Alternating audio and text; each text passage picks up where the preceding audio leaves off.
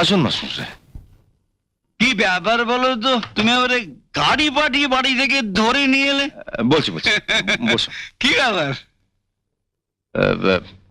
মিনুর জন্য একজন ভালো পাত্র দেখে রেখেছি। এখন যদি আপনার পছন্দ হয় তো। চেষ্টা বন্ধু ছিল, মিনু তো মাঝে মধ্যে এখনো তো বাড়িতে যায়। ঠিক আছে, তুমি যাও, আমি আসছি মাস্টারমশাই। হ্যাঁ, এসো এসো এসো। বলুন মাস্টারমশাই, পাত্র পছন্দ হয়েছে তো? হ্যাঁ, খুব পছন্দ হয়েছে। আর জানো, মিনুর সঙ্গে বোধহয় আলাপও আছে। বিয়েটা তাহলে মাস দুয়েক বাদে ও পার্মানেন্ট হয়ে যাবে। তখন না হয় একটা ভালো দিন দেখে। ঠিক আছে, তুমি যা ভালো বোঝো। তবে একটা জিনিস ভালো হলো জানো, বিয়ের পর মিনু গাড়িতেই থেকে যাবে। তা হয়তো হবে না মাস্টারমশাই। ও পার্মানেন্ট হয়ে গেলে কোম্পানি থেকে ওকে ফ্ল্যাট আর গাড়ি দেওয়া হবে। ও কলকাতায় চলে আসবে। Morning. Very good morning.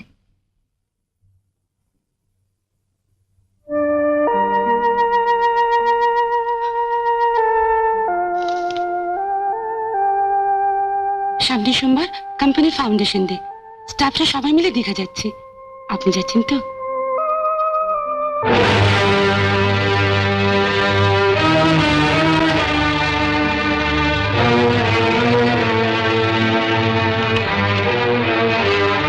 Alok, একবার এদিকে এসো।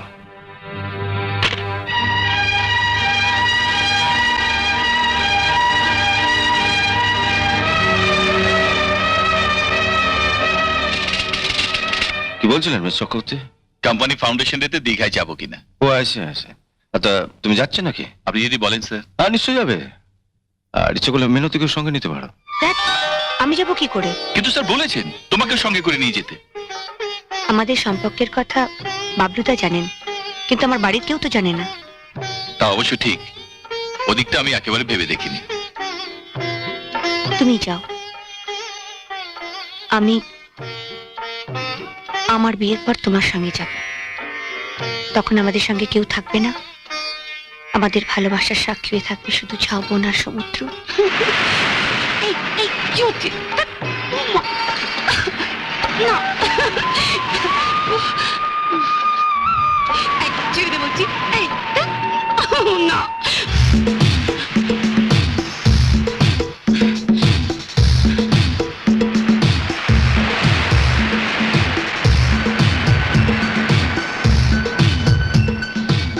আসুন, একা একা পাড়ে দাঁড়িয়ে আছেন কেন? আসুন। না, আপনারা চান করুন, আমি দেখি।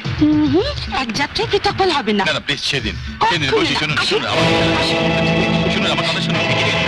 আসুন, শুনুন, আসুন। এই, এই, না, না, শুনুন, শুনুন না, আমার আসুন। কথা শুনুন।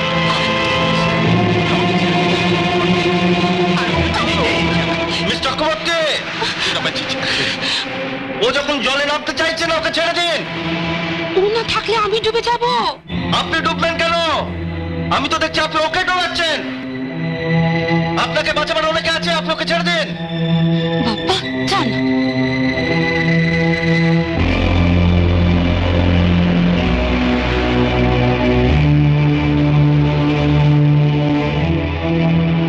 Thank you sir, thank you. হ্যাঁ, যাও হোটেলে গিয়ে কাপড় জামা পরলেন।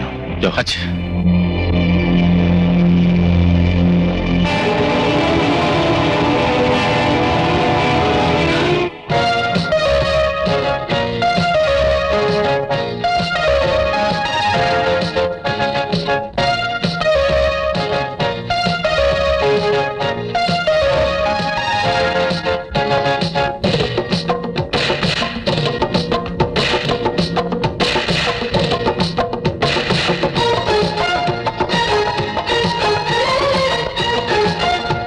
মিস্টার দে।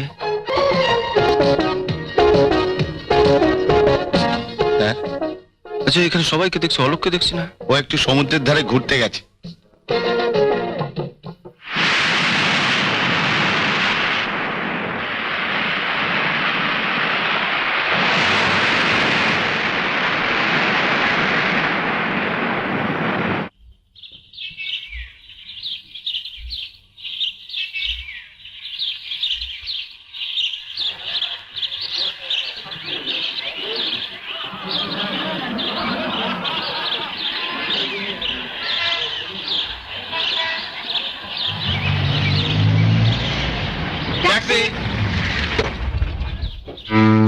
আপনি কোথায় যাবেন? হাওড়া, হাওড়া থেকে ট্রেন ধরবো। আমি শিবপুরে থাকি, চলুন আপনাকে হাওড়া স্টেশনে নামিয়ে দেবো। না না, আপনি যান না, আমি বরং অন্য ট্যাক্সি ধরবো। বেকার কেন ট্যাক্সি ভাড়া দেবেন? অবশ্য আমার সঙ্গে যেতে যদি আপনার আপত্তি থাকে। না না, আপত্তি থাকবে কেন? তাহলে আসুন তো।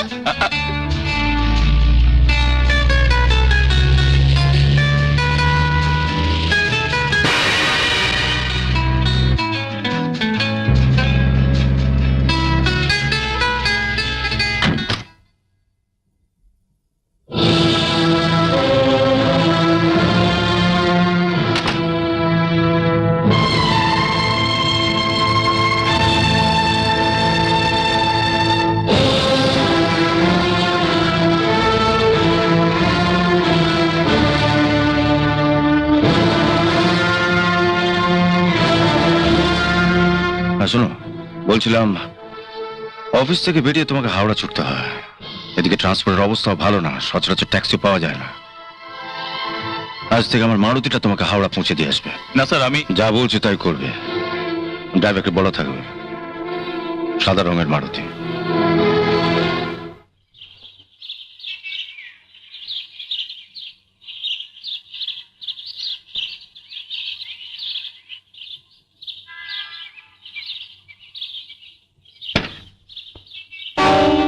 কেমন অবাক করে দিলাম বলুন? আসুন, আপনার ট্রেনের টাইম হয়ে গেল।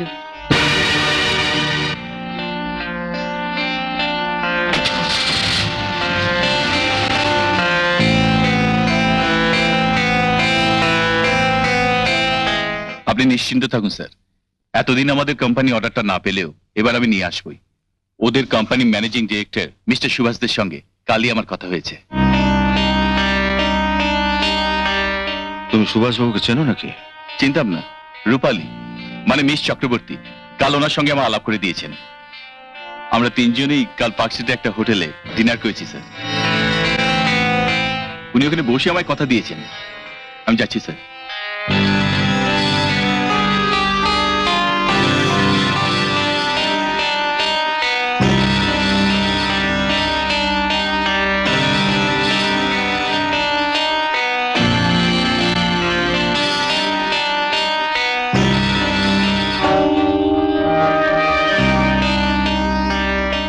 একটা রিকোয়েস্ট ছিল স্যার। বলো। আপনার সাদা মারুতি আমাকে যখন হাওড়া স্টেশন অব্দি পৌঁছে দেয়, আমি রূপালীকে হাওড়া অব্দি লিড দিই।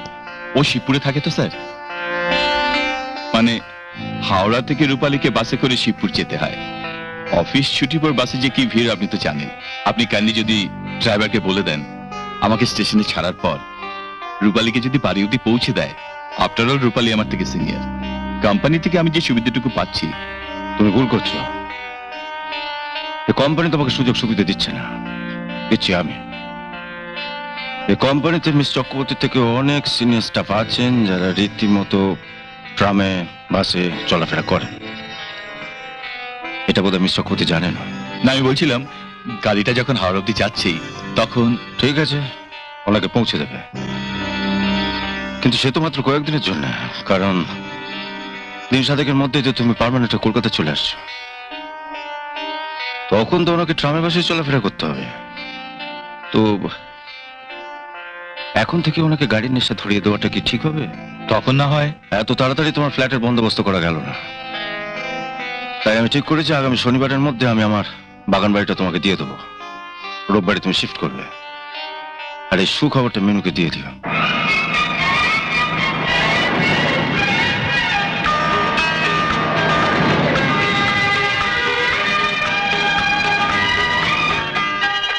এসো।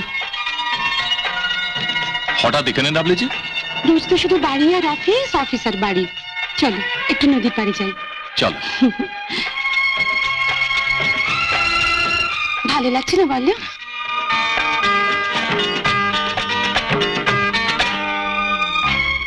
এই হাত আমি আর ছাড়বো না।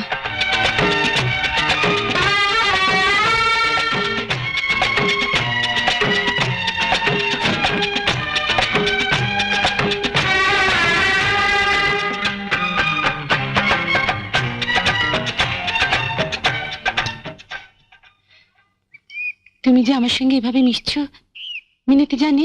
কই না তো। অলোক আমাকে তো কিছু বলেনি। সে কি, পাড়ার শুদ্ধ লোক সবাই জানে অলোক কাল চলে যাচ্ছে কলকাতা ফ্ল্যাটে, আর তুমি জানো না? না মানে মাসখানেক ধরে তো আমার সঙ্গে অলোকের ঠিক দেখাই হচ্ছে না। বেরিয়ে যায় সেই সাত সকালে, ফেরে সেই শেষ ট্রেনে। ওর মা বলছিলেন অফিসে নাকি ওর কাজের খুব চাপ পড়েছে। তুমি তাহলে কাল সকালেই একবার চলে যাও। ও যে ফ্ল্যাটে গিয়ে উঠবে, বিয়ের পর তো তোমাকে ওই ফ্ল্যাটেই উঠতে হবে। ওর সঙ্গে তুমি গিয়ে নিজের হাতে ফ্ল্যাটটা সাজিয়ে দিয়ে এসো। আচ্ছা, তুমি যে বলেছিলে প্রত্যেক শনিবার আসবে, আসবে তো ঠিক? এখন বলা সম্ভব নয়, সময় পেলে নিশ্চয়ই আসবো। ও ভালো কথা, মা একা থাকবে, রোজ এসে মাকে একবার দেখে যেও। মার কথা তোমায় চিন্তা করতে হবে না। আসছি। ও শোনো, তোমার ও বাড়িতে যদি ঠাকুর ঘর না থাকে, তাহলে গিয়েই আমার জন্য একটা ঠাকুর ঘর বানিয়ে নেবে। হ্যাঁ, ঠাকুর ঘর? এই বাগান বাড়িতে ঠাকুর ঘর? দেয়ালের একটা কোণে যেখানে কারোর কোনো নজর পড়ে না, সেখানে একটা কালী কিংবা লক্ষ্মীর ছবি ঝুলিয়ে রাখলেই হলো। ঠাকুরঘর থাকবে কি থাকবে না সেটা মিনতি এসে ঠিক করবে। ওই তো এখানে থাকবে, ও নিজের মতন করে গুছিয়ে নেবে। আপনার দুশ্চিন্তার কোনো কারণ নেই, চলে। তার মানে আমার বাড়িতে আমার স্বাধীনতা বলে কিছুই থাকবে না? দেয়ালের এক কোণে লক্ষ্মী কিংবা কালীর ছবি টাঙালেই যদি তুমি মনে করো তোমার স্বাধীনতা পাওয়া যাবে, তাহলে তোমার সেই স্বাধীনতা থাকবে কি থাকবে না সেটা মিনতি এসে ঠিক করবে। মিনতি যদি সব বলে দেবে, তাহলে তো বাগান বাড়িটা ওকে না দিয়ে মিনতিকেই দিলে পারতেন। একটা গেও মেয়ে দাদাদের সংসারে ঝিয়ের কাজ করে যা পেট চলে, তার রুচি অনুযায়ী আমাকে আমার বাড়ি সাজাতে হবে?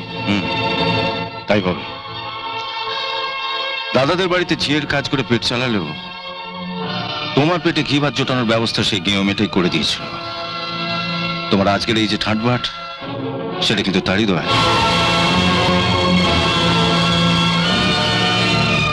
তুমি শিক্ষিত ছেলে, তোমার কাছ থেকে এইটুকুন কৃতজ্ঞতা বোধ আমি আশা করেছিলাম। মাসখানেকের মধ্যে যাকে বিয়ে করতে যাবে, তার সম্বন্ধে এরকম মন্তব্য করা তোমার ঠিক হয়নি। অন্যায় মন্তব্য তো কিছু করিনি, যা সত্যতা বলতে লজ্জা করবো কেন? সত্য কথা বলতে যেমন তোমার কোনো লজ্জা নেই, সত্য কথা শুনতেও আশা করি তুমি লজ্জা পাবে না। তোমাকে তো আমি চিনতামই না, চিনিয়ে দিয়েছে মিনতি। তোমার আজকের এই চাকরি, এই বাড়ি, এসবই কিন্তু মিনতি। তা আমি জানি, আর এও জানি কলকাতায় এত ফ্ল্যাট থাকতে আপনি আমাকে কেন এই নির্জন বাগান বাড়িতে থাকার জন্য দিয়েছেন। আমি মিনতিকে বিয়ে করে এখানে এনে রাখবো, তারপর আমি যখন অফিসে থাকবো, তখন জরুরি মিটিং এর নাম করে আপনি অফিস থেকে বেরিয়ে এই বাগান বাড়িতে মিনতির সঙ্গে।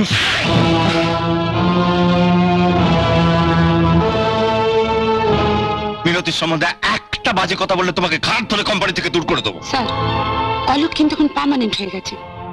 আপনি কোম্পানির মালিক হতে পারেন, কিন্তু শত চেষ্টা করলেও অলোককে কোম্পানি থেকে ছাড়াতে পারবেন না। একটা মেয়ে হয়ে আরেকটা মেয়ের এত বড় সর্বনাশ করতে আপনার বিবেক এতটুকু বাঁধলো না? আমিও সর্বনাশ করিনি, বরং ওকে সর্বনাশ থেকে বাঁচাতে চাইছি।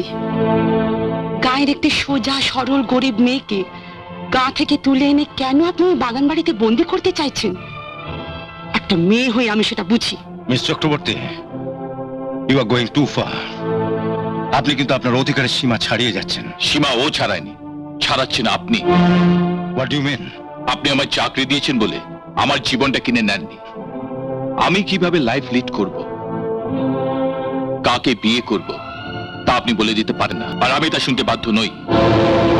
আপনি আমাকে চাকরি দিয়েছেন, আমি আপনার কাছে কৃতজ্ঞ। তাই আমার ঘরে দাঁড়িয়ে আমার গায়ে হাত তুললেও আমি কিছু বললাম না। এরপর ভবিষ্যতে আমার গায়ে হাত তোলার আগে আপনিও ভেবে নেবেন যে আমারও দুটো হাত আছে, যে হাত অন্যায়ের প্রতিবাদ করতে জানে। আমি জানি তোমার দুটো হাত আছে।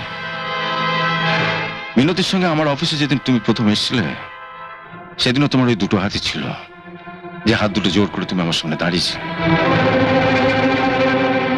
মিনতির সঙ্গে তোমার হাত মিলিয়ে দেওয়ার জন্য 7 দিনের মধ্যে তোমার ওই ডান হাতে আমি একটা কলম তুলে দিয়েছিলাম। ওই হাত দিয়ে কোম্পানির ভাউচার সই করে তুমি টাকা নেওয়া শুরু করেছিলে।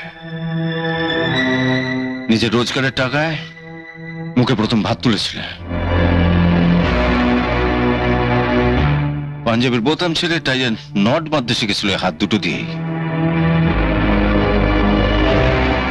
কোম্পানির রেজিস্টার থেকে তোমার নামটা তোমাদের ইউনিয়ন আমাকে কাটতে না দিলেও তোমার শরীর থেকে আমার দিকে উঠে আসা হাত দুটো কেটে ফেলতে তোমাদের ইউনিয়নের কাছে আমাকে পারমিশন নিতে হবে না।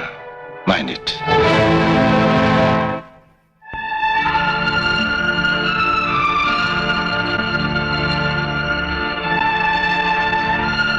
কোথায় গিয়েছিলি? বাবলু তোর জন্য কখন থেকে বসে আছে। না মানে এসে এক বন্ধুর বাড়িতে। মনো, কাল তুমি একবার আমার অফিসে এসো, তোমার সঙ্গে একটু জরুরি কথা আছে। আসবে কিন্তু। দাঁড়া, তুমি বাবা বলেছিলে অলোক পার্মানেন্ট হলে তুমি ওদের বিয়ে দিয়ে দেবে। তা আমি শুনলাম যে অলোক পার্মানেন্ট হয়ে তোমার দেওয়া কলকাতা ফ্ল্যাটে আছে, তাহলে এখন বিয়েটা ওদের দিয়ে দাও। হ্যাঁ, এই ব্যাপারে কিছু কথা বলবার জন্য ওকে অফিসে যেতে বলছে। অফিসে কেন? যা বলবার এখানেই বলুন। এখানে মানে ওই ঠিক আছে, তোমরা কথা বলো, আমি বাইরে থাকছি। এসো।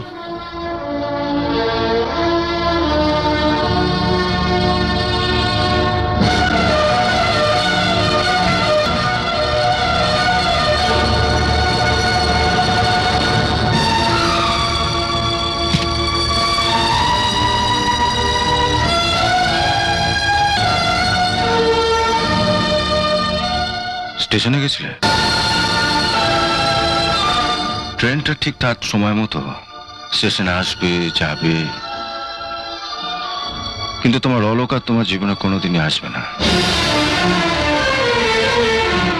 কাল অলোক আমাকে স্পষ্ট জানিয়ে দিয়েছে ও তোমাকে বিয়ে করতে পারবে না। আমি বিশ্বাস করি না।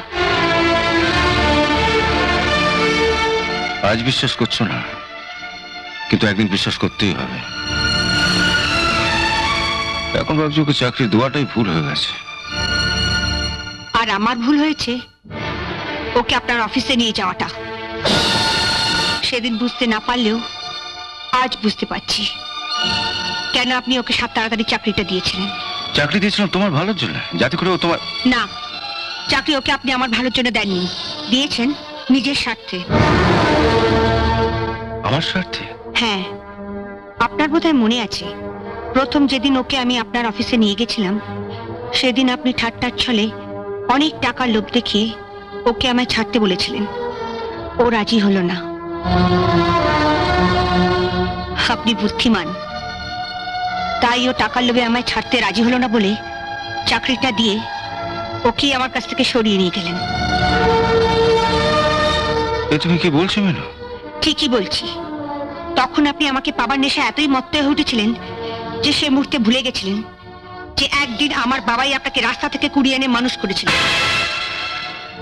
যিনি আপনার জীবন বাঁচিয়েছিলেন তার অভাবের সুযোগ নিয়ে তারই মেয়ের জীবন নিয়ে চিনিমিনি খেলতে আপনার বিবেকে এতটুকু বাঁধলো না? অলোককে চাকরি দিয়ে কায়দা করে আপনি আপনার স্টেনো মিস চক্রবর্তীকে অলোকের সঙ্গে ভিড়িয়ে দেননি? আমি ভিড়িয়ে দিয়েছি? থাক, আর ভনিতা করতে হবে না। আপনি অস্বীকার করতে পারেন ওদের অবাধ মেলামেশার জন্য আপনি আপনার সাদা রঙের মারুতি গাড়িটা ওদের ব্যবহার করতে দেননি। এসব তোমায় কে বললো? মানুষের কপালের নিচেই নাক থাকে ইন্দ্রনীল বাবু, তাই যার কপাল পড়ে পোড়ার গন্ধটা তার নাকে সব থেকে আগে আসে। আমার এক বন্ধু ওদের দুজনকে আপনার গাড়ি থেকে নেমে 5 স্ট্রিটের একটা হোটেলে ঢুকতে দেখেছে।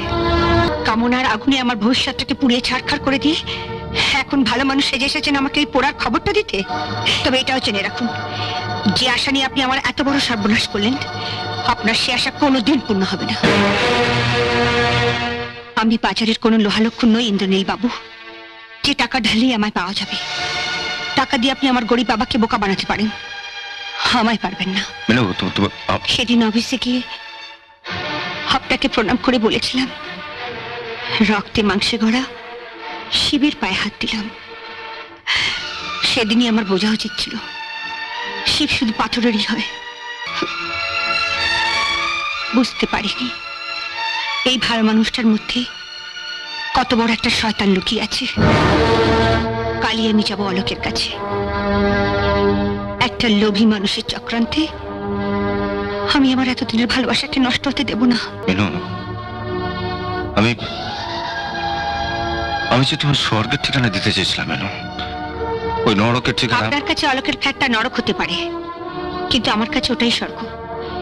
আপনি ঠিকানাটা দিন তো। আমি বলছি মিনু, তুমি কিছু আমার বলতে হবে না, শুধু ঠিকানাটা দিন। দাও, এটা কাগজ দাও। কাগজ দিয়ে কি করবে? আজ ছুটির দিন আছে, দুজনে মিলে ভেবে চিন্তে বিয়ে চিঠিটা খসড়া করে ফেলি। তুমি কে গো? এখনো ভালো করে লাইফটাকে এনজয় করলাম না, এরই মধ্যে শুধু বিয়ে বিয়ে করছো। দাঁড়াও, আগে দুজনে একটু বেড়াই, আনন্দ করি, তোমায় একটু আদর করি।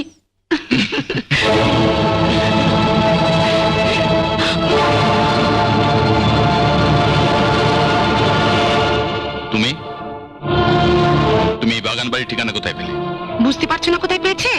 আমাদের স্যার দিয়েছেন। উনি তো আমাদের মেলামেশাটা পছন্দই করেন না, উনি তো চান না আমাদের বিয়ে হোক। দীঘায় গিয়ে দেখলে না উনি কেমন আমার পেছনে লেগেছিলেন? তুমি তো সমুদ্রে নামতেই চাইছিলে না, আমি তোমায় জোর করে টেনে নামাচ্ছিলাম, আর উনি কোত্থেকে এসে তোমাকে টেনে তুলে নিয়ে চলে গেলেন। সেদিন থেকে আমার জেদ চেপে গিয়েছিল, তোমাকে আমার করে নেবই। উনি তবে চাকরি দিয়েছেন বলে কি মাথা কিনে নিয়েছেন নাকি? তারপর একদিন অফিস থেকে বেরিয়ে তুমি আমি একই ট্যাক্সিতে উঠলাম দেখে আমার কাছ থেকে তোমাকে সরানোর জন্য নিজের মারুতি করে তোমাকে হাওড়ায় পৌঁছে দিতে বললেন। ভাগ্যিস আমি বুদ্ধি করে আগে থাকতে গাড়িতে উঠে বসেছিলাম, নইলে তো তোমাকে কাছে পাওয়ার সুযোগই পেতাম না। তারপর যখন অনেক চেষ্টা করে তোমাকে আমার কাছ থেকে সরাতে পারলেন না, তখন উনি তোমার সঙ্গে আমার বিয়ে দেওয়ার জন্য তোমাকে তাড়াহুড়ো করে পার্মানেন্ট করে দিলেন। কোনো রেডি ফ্ল্যাট হাতে ছিল না বলে উনি নিজের এই স্বাদের বাগান বাড়িটা তোমাকে দিয়ে দিলেন। তারপর এখানে এসে তোমার সঙ্গে আমাকে এখানে দেখে উনার সে কি রাগ। ওর কথা মতো কেন এখানে আলাদা একটা ঠাকুর ঘর করা হয়নি, তার জন্য আমায় কি গালাগালি না দিলেন। স্যারকে যে কি করে ও এত বশ করলো। তুমি এখানে এসেছো কেন? স্যার তোমায় কিছু বলেননি? বলেছিলেন, কিন্তু আমি ওনার কোনো কথা বিশ্বাস করিনি। নেকা কান্না কেঁদো না তো। আমাকে পাবার যদি তোমার এত ইচ্ছে ছিল, তাহলে এই কমাসে আমি যেভাবে শহরের সঙ্গে খাপ খাইয়ে নিয়েছি, তুমি নিজেকে তৈরি করলে না কেন? আমি বুঝতে পারিনি এতদিন ধরে যে গাছটা এত ঝড় ঝাপটা সহ্য করে মাটি আঁকড়ে দাঁড়িয়েছিল, আজ সে একটু ছোট্ট হাওয়ায় এমন ভাবে মুখ থুবড়ে পড়ে যাবে।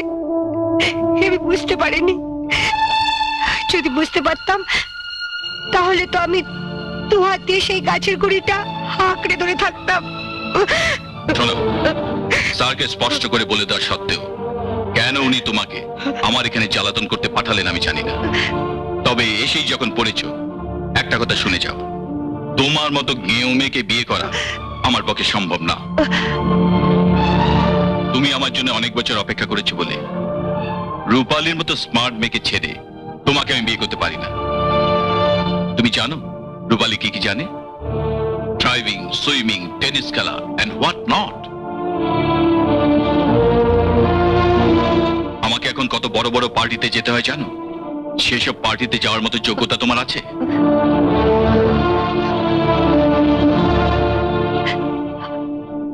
আমি তোমায় ভালোবেসেছি, এছাড়া আমার কিছুই নেই। তাহলে তুমি বলো, তোমাকে বিয়ে করে যদি কোনো পার্টিতে যাই, তখন যদি আমাকে কেউ প্রশ্ন করে যে আপনার মিসেস কি কি জানে, তখন আমাকে মাথা নিচু করে বলতে হবে বাসন মাজতে জানে, কাপড় কাচতে জানে, কয়লা ভাঙতে জানে।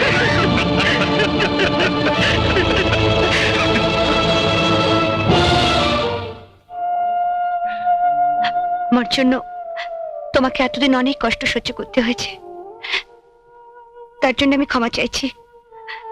ভগবান করুন তুমি সত্যি সত্যি সুখী হও। ভগবান যখন সুখী করে তখন সুখী করবেন, এখন তুমি আমাদের সুখী করো তো। যাও এখান থেকে, আমি দরজাটা বন্ধ করব।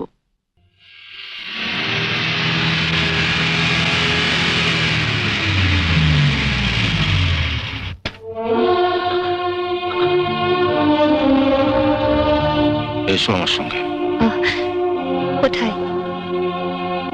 একদিন হাসি মুখে তোমার অনুরোধে আমি তোমার পথ ছেড়ে দিয়েছিলাম, আর যার জন্য পথ ছেড়ে দিয়েছিলাম সে তো আমায় যেতে দিন। মিনতি, অলোক আজ শুধু তোমাকে অপমান করেনি, আমাকেও অপমান করেছে। তুমি ওকে ক্ষমা করতে পারো, কিন্তু আমি পারবো না। এই লড়াই আজ তোমার আর ওর মধ্যেই নেই, এই লড়াইয়ের মধ্যে আমিও জড়িয়ে গেছি। তুমি হয়তো জানো না, আজ পর্যন্ত কোনো লড়াই আমি হারিনি, এবারও হারবো না। মাস্টারমশাইকে বলে আজই আমি তোমাকে নিয়ে যাব হাজারিবাগ।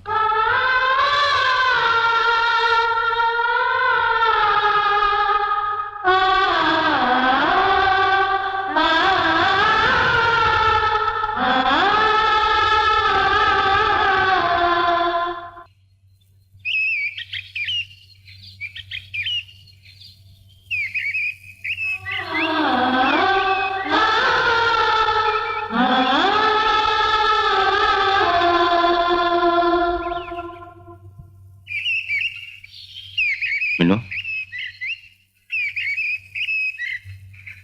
মিনু,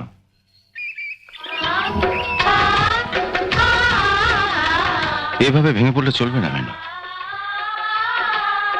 আর তুমি তো এত সহজে হার স্বীকার করার মেয়ে নও। 3 মাস আমরা এখানে থাকবো। 3 মাসের মধ্যে একটা গ্রামকে ভেঙে গুঁড়িয়ে ফেলে একটা শহর তৈরি করা যায়। আর একটা গ্রামের মেয়েকে শহরে বানানো যাবে না।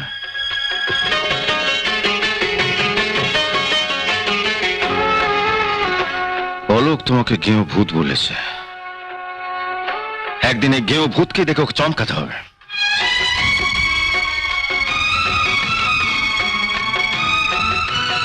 আমি তো গায়ের ছেলে। আমার শরীরে কোথাও কি লেখা আছে আমি গায়ের ছেলে? বলো, লেখা আছে?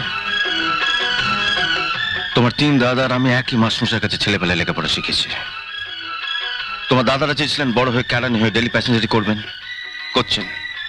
আমি চেয়েছিলাম বড় হয়ে বিজনেসম্যান হব, হয়েছি। মিনু, মানুষ ইচ্ছে করলে সবকিছু করতে পারে মিনু, সবকিছু। এতদিন যে হাত দুটো দিয়ে তুমি বাটনা বেটেছ, কাপড় কেচেছ, কাল সেই দুটো হাত দিয়ে তোমাকে গাড়ি স্টিয়ারিং ধরতে হবে। না, স্টার্ট দাও। ঠিক আছে, ঠিক আছে। এবার বাঁ পাটা ক্লাচের উপর দাও, ডান পাটা ডান দিকে ওই অ্যাক্সিলারেটর। ওই হ্যাঁ। এবার শক্ত করে আমার মুখের দিকে নয়, সামনে রাস্তার দিকে দেখো। রাস্তার দিকে তো আপনি তাকাবেন, আমি শুধু স্টিয়ারিং ধরে থাকবো। আমি জানি আমাকে আপনি ভুল পথে নিয়ে যাবেন না। দাও, অ্যাক্সিলারেটর চাপ দাও, চলো।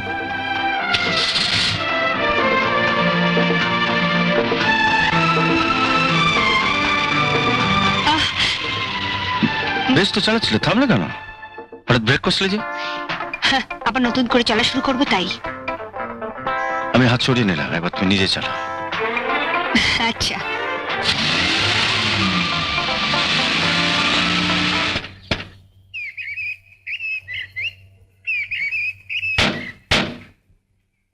চলো,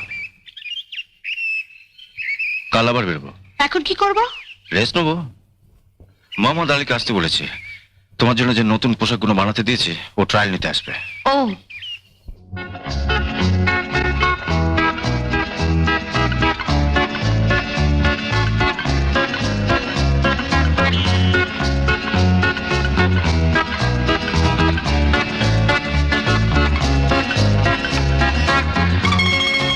যা, আয়নার সামনে গিয়ে দেখো নিজেকে চিনতে পারো কিনা।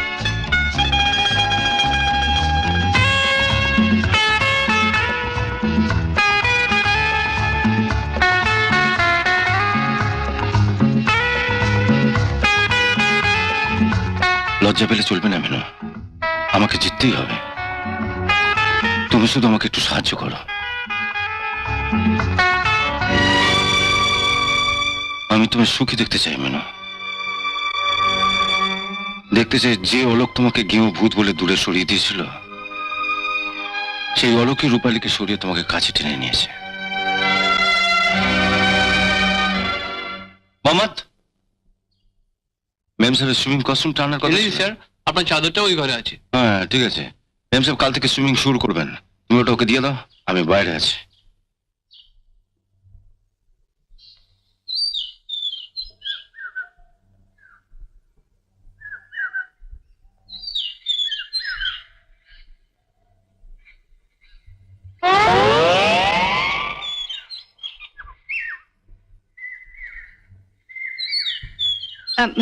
আমি ওসব নোংরা জিনিসপত্র করতে পারবো না। আরে এটা সুইমিং কস্টিউম, এটা পরেই সাঁতার কাটতে হয়।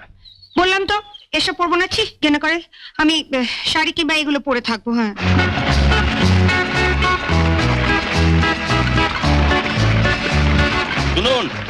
এমন করে শেখাবেন যাতে কালকেটা যে কোনো কম্পিটিশনে ফার্স্ট হতে পারে।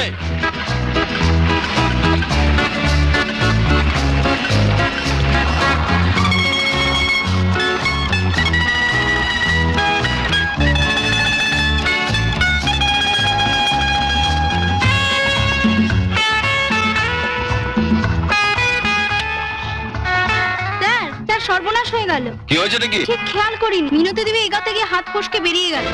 আপনারা একটু দেখুন, আপনারা একটু হেল্প করুন প্লিজ প্লিজ। বিনু, বিনু, বিনু, আপনারা যা চান, যত টাকা চান আমি দেবো, ওকে বাঁচাতেই হবে। বিনু, বিনু, বিনু, বিনু, বিনু, বিনু, বিনু।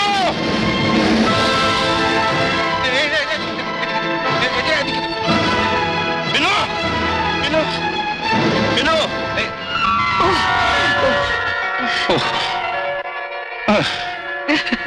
আপনি কি বোকা, একটা গ্রামের মেয়েকে সাঁতার শেখাচ্ছেন? গ্রামে না পুল নেই, কিন্তু পুকুর তো আছে। আমি এইটুকু বয়স থেকে সাঁতার কাটছি। রাখবো না কেন বলুন? সেই দীঘা থেকে ফেরার পর থেকে দেখছি আপনি ছলচাতুরি করে অলোককে আমার থেকে দূরে সরাতে চাইছেন। এখানে তুমি ভুল করছো রূপালী। আমি অলোককে তোমার কাছ থেকে দূরে সরিয়ে দিতে চাইনি, আমি চেয়েছিলাম তোমাকে অলোকের কাছ থেকে দূরে সরিয়ে দিতে। আপনার কথা ঠিক আমি বুঝতে পারছি না স্যার। তুমি বুদ্ধিমতী মেয়ে বলে আমার বিশ্বাস ছিল, ভেবেছিলাম তোমাকে কিছু বোঝাতে হবে না, তুমি নিজেই সব বুঝে নেবে। কিন্তু বুঝলে না বলে অলোককে কাজে নামে বাইরে পাঠিয়ে তোমাকে ডেকে পাঠালাম। আমার অফিসে এত মেয়ে থাকা সত্ত্বেও আমি তোমাকে বেছে আমার ঘরে আমার চোখের সামনে এনে বসালাম। ভেবেছিলাম আমার চোখের সামনে থেকে তুমি আমার চোখের ভাষা বুঝতে পারবে, আমি তোমাকে নিয়ে ঘর বাঁধার স্বপ্ন দেখছি। ভেবেছিলাম তুমি আমাকে ছুটে এসে বলবে, স্যার এই কাঁচের পার্টিশনটা ভেঙে ফেলা যায় না। পার্টিশন না ভেঙে তুমি আমার বুকটা ভেঙে চুরমার করে দিলে, আর আমাকে বাধ্য করলে ব্যথা বলতে কয়েক মাসের জন্য কলকাতার বাইরে পালিয়ে যেতে। মিনতির 14 বছরের ভালোবাসা যে মাত্র 3 মাসের মধ্যে অস্বীকার করে, তুমি তাকে বিশ্বাস করলে। অথচ আমি কত আশা নিয়ে, আমি কোম্পানির মালিক, তাই আমার বুক ফাটলেও মুখ ফুটে মনের কথাটা বলতে পারেনি। আমার বিশ্বাস ছিল মেয়েরা পুরুষের মন বুঝতে পারে, আর সেই আশা নিয়ে আমি বসেছিলাম কবে তুমি আমাকে তোমার নিজের করে কাছে টেনে নেবে। অবশ্য এখন এসব কথা বলে তোমাকে কোনো লাভ নেই, কারণ শুনেছি তুমি খুব শীঘ্রই অলোককে বিয়ে করছো। না স্যার, বিয়ে করার হলে তো কবেই আমি অলোককে বিয়ে করে ফেলতাম। ও তো রোজই একবার করে বিয়ের কথা বলে। দেখো রূপালী, তোমাকে ভালো লাগে বলেই কখনো বলবো না যে অলোককে ছেড়ে তুমি আমাকে বিয়ে করো। কি যে বলেন স্যার, কোথায় অলোক আর কোথায় আপনি? আমি আজই অলোককে বলবো। কি বলবে না বলবে সেটা তোমার ব্যাপার। আমি আজই আবার কলকাতা বাইরে যাব, ফিরে এসে যদি দেখি তুমি আমার কথা ভাবছো, তাহলে না হয় একটা ভালো দিনক্ষণ দেখে। আপনি নিশ্চিন্তে যান স্যার, ফিরে এসে দেখবেন অলোকের সঙ্গে আমার আর কোনো সম্পর্ক থাকবে না। আজ অফিস থেকে বেরোবার সময় একবার ডাকুন না। রূপালী, আরে কি হলো? ওদিকে যাচ্ছ কোথায়? তুমি তো জানো আমার গাড়ি থাকে এইদিকে। তোমার গাড়ি ওদিকে আর আমার বাড়ি হাওড়ায়। আমি বাড়ি যাচ্ছি। রাহুলের পার্টিতে যাবে না? রাহুলের পার্টিতে কেন? তোমার সঙ্গে আমি আর কোথাও যাব না। কেন? আমি ভেবে দেখলাম ছোটবেলা থেকে মেলামেশা করার পরও তুমি যখন মিনতিকে ছাড়তে পেরেছো, আমায় তো তুমি যখন তখন ছেড়ে দেবে। কোথায় মিনু আর কোথায় তুমি? তোমার সঙ্গে কোনো গিয়েমের তুলনা হয়? ওকে নিয়ে কোনো পার্টিতে যাওয়া যায়?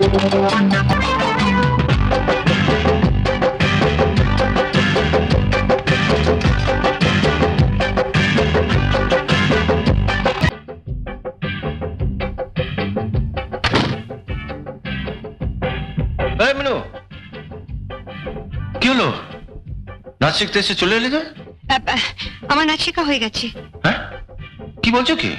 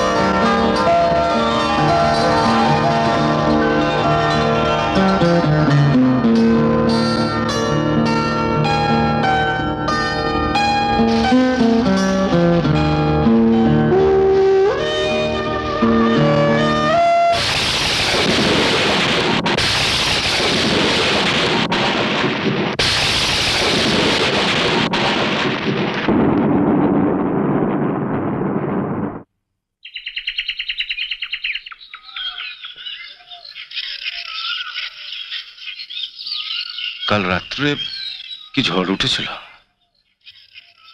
টের পেয়েছিলে? ঝড়? কই না তো। সে কি কি প্রচন্ড ঝড়। চলো বাংলা গিয়ে সব গুছিয়ে নিতে হবে। কাল সকালে আমরা কলকাতা ফিরে যাব। কালই? কলকাতা ফিরে গিয়ে অফিসে একটা পার্টি দেবো। কিসের পার্টি? পরশু আমার জন্মদিন,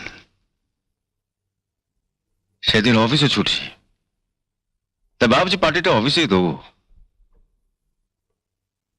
সেদিনই সকলের সামনে জানিয়ে দেবো তোমার আমার সম্পর্কটা কি। You are so sweet. আমার যে কি মজা লাগছে। মজার আজকে কি ডার্লিং, আসল মজা তো পরশু।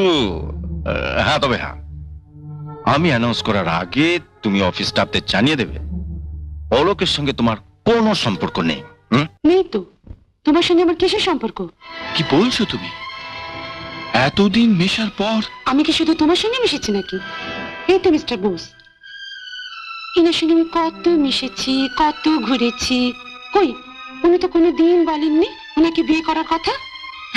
এই তো মলয়, ও তো আমার কত দিনের বন্ধু, একদিনও কি বলেছে ওকে বিয়ে করতে হবে? আমরা সবাই একই অফিসে চাকরি করি, কারোর সঙ্গে বেশি বন্ধুত্ব হয়, কারোর সঙ্গে কম। তুমি তো আমায় কথা দিয়েছো। কথা দিয়েছি? কথা তো তুমিও দিয়েছিলে মিনতিকে। এত বছর ধরে যাকে তুমি ভালোবাসলে তাকে। রূপালী, আমি যা কিছু করেছি তোমার জন্য করেছি। রূপালী, আচ্ছা তুমি বলো, আমি যে পজিশনে আছি সেই পজিশনে থেকে কোনো গায়ের মেয়েকে বিয়ে করা যায়? আপনারাই বলুন না, বিয়ে করা যায়? এই পজিশনে থেকে তুমি যেমন একটা গায়ের মেয়েকে বিয়ে করার কথা ভাবতে পারছো না, একটু বাদে আমি তোমাদের সবাই চোখের সামনে এমন একটা পজিশনে চলে যাব, সেখান থেকে তোমাকে বিয়ে করা তো দূরের কথা, বিয়ের কথা স্বপ্নেও ভাবা যাবে না। তুমি তুমি আবার নতুন করে কোন পজিশনে যাবে? আমি বলবো না, স্যার এসে নিজেই সবার সামনে বলবেন। স্যার বলবেন?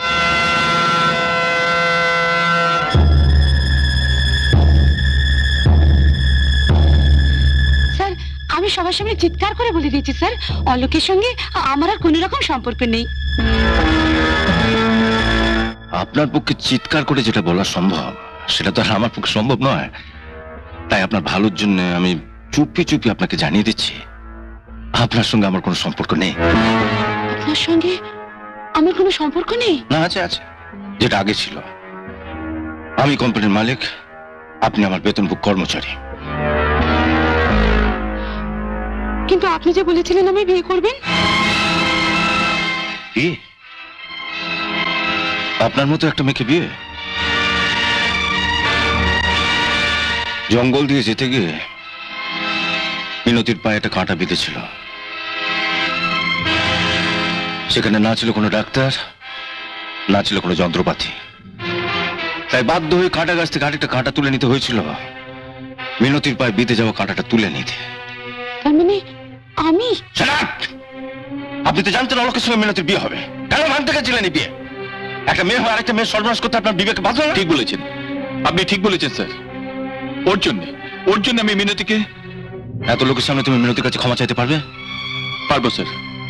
পারবে? হ্যাঁ স্যার। মিনো,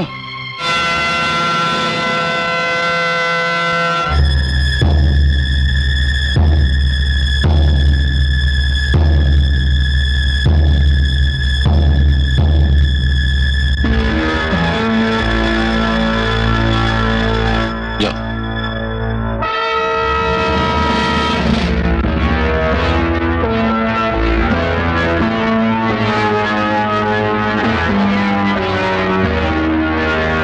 তোমার কাছে আমি কি বলে যে ক্ষমা চাইবো? এই কমাসে তুমি নিজে কিভাবে তৈরি করে নেবে ভাবতে পারোনি তো? আমিও ভাবতে পারিনি যে আমার এই হাত কাপড় কাচতে পারে, বাসন মাজতে পারে, কয়লা ভাঙতে পারে, চড়ও মারতে পারে। এ তুমি কি করলে? আমার জন্মদিনের নাম করে এত বড় পার্টি ডেকেছি শুধুমাত্র তোমাদের দুজনকার বিয়ের কথা অ্যানাউন্স করবার জন্য। বিয়ে? হ্যাঁ। এই বিশ্বাসঘাতকটাকে? তুমি তো একেই বিয়ে করতে চেয়েছিলে, এর জন্যই তো বছরের পর বছর শিবের মাঝে জল ঢেলেছিলে। ভুল করেছিলাম, আপনাকে জেতাতে গিয়ে আমি নিজের কাছে হেরে যেতে পারবো না। মিনু, আমি চাই তুমি সুখী হও, যা হবার তা তো হয়ে গেছে। তুমি তুমি অলোকের কাছে ক্ষমা চেয়ে নাও। ক্ষমা? কেন? কি অপরাধ করেছি আমি যে এর কাছে ক্ষমা চাইবো? ক্ষমা যদি চাইতেই হয়, ক্ষমা আমি আপনার কাছে চাইবো। আমি আপনাকে নানা রকম ভাবে কত অপমান করেছি। মিনু, কি করছো মিনু? ছেলে মানুষ করে না। ছেলে মানুষে আমি করছি না, ছেলে মানুষে আপনি করছেন। রাস্তার মধ্যে একটা পাথর পড়েছিল, লাঠি ঝাঁটা ছাড়া, যার কপালে কোনোদিন কিচ্ছু জোটেনি। আপনি সেটাকে সবার আড়ালে সযত্নে বুকে তুলে নিয়ে একটু একটু করে একটা মূর্তি গড়লেন। সেটাকে এর বাড়িতে প্রতিষ্ঠা করার জন্য? তাই যদি হয়, তবে আমি আপনার কাছে হাত জোড় করে বলছি, আমার প্রতিষ্ঠা চাই না, আপনি আমার বিসর্জন দিয়ে দিন। মিনু,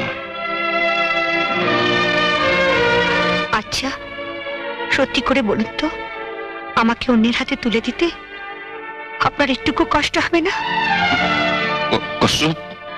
আমার কষ্ট হবে কেন? কষ্টটা এমন জিনিস, সেটা কষ্ট করে বুকের মধ্যে চেপে রাখা গেলেও চোখে কিন্তু চেপে রাখা যায় না।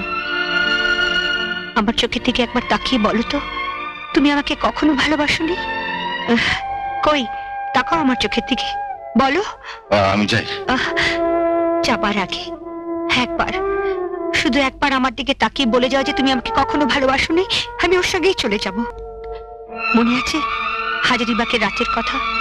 ঝড় দেখে তুমি আমার ঘরের ভেতরে এসেছিলে, আমার গায়ে চাদর টেনে দিয়েছিলে।